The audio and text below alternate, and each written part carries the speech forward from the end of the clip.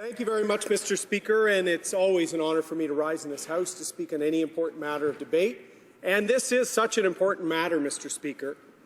Ironically, we're about a few months away from a similar debate 60 years ago on pipelines that rocked this House at the time, Mr. Speaker, and led to an election and a change in government. Ironically, at the time, Mr. Speaker, it was the Liberal Party that was advocating for the building of a pipeline across Canada, and Prime Minister Diefenbaker looking at options on whether it could go through the United States or how that government was going about it.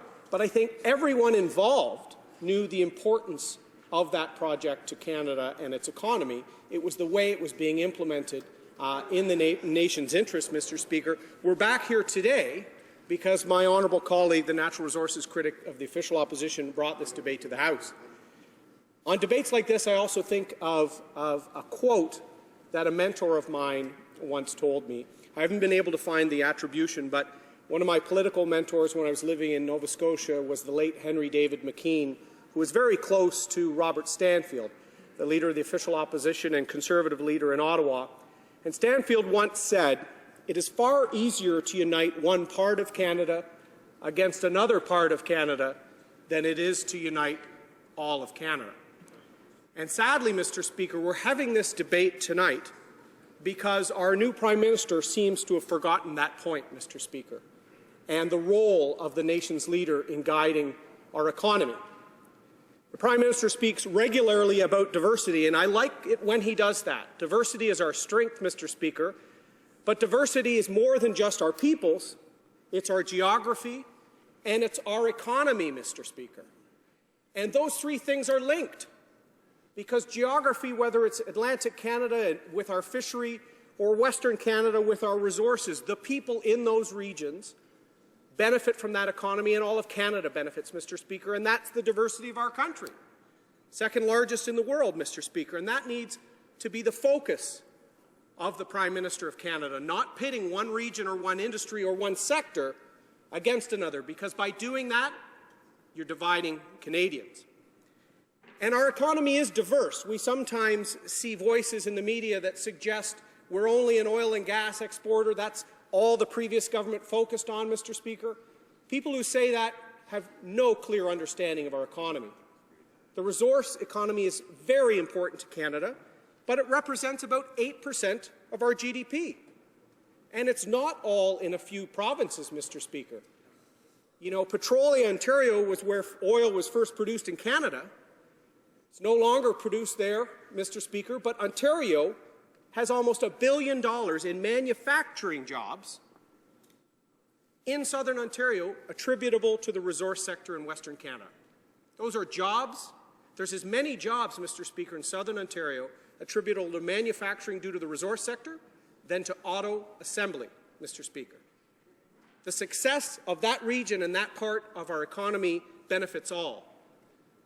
Canada, Mr. Speaker, receives $17 billion to all levels of government as a result of the resource industry, Mr. Speaker. This diversity has helped us weather the global recession of 2008-2009 better than any of our main allies, Mr. Speaker. It was that economy that helped as Ontario, Quebec, and other provinces were slowing.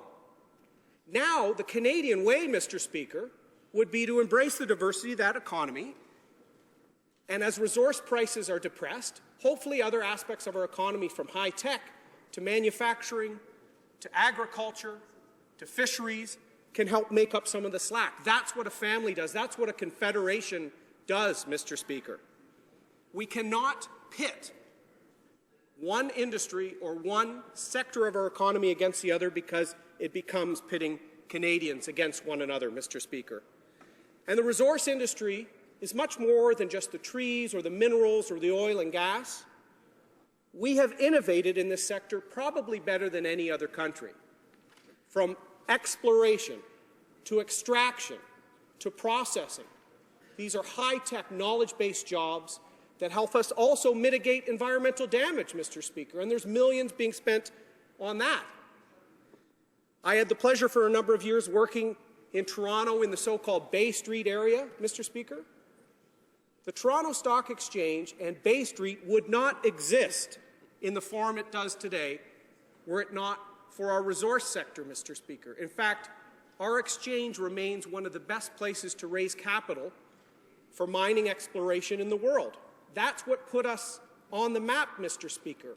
And if you look at the office towers in Toronto, and there's a lot of Liberal MPs from Toronto, those jobs would not be there if we weren't a global centre of mining finance, Mr. Speaker.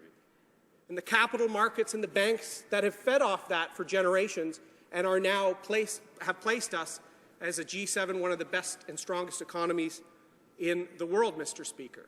So there are jobs in every part of this country, resources coming to all levels of government because of the resource sector, Mr. Speaker. And to demonize that sector or to pit it off against another is an abdication of leadership, Mr. Speaker.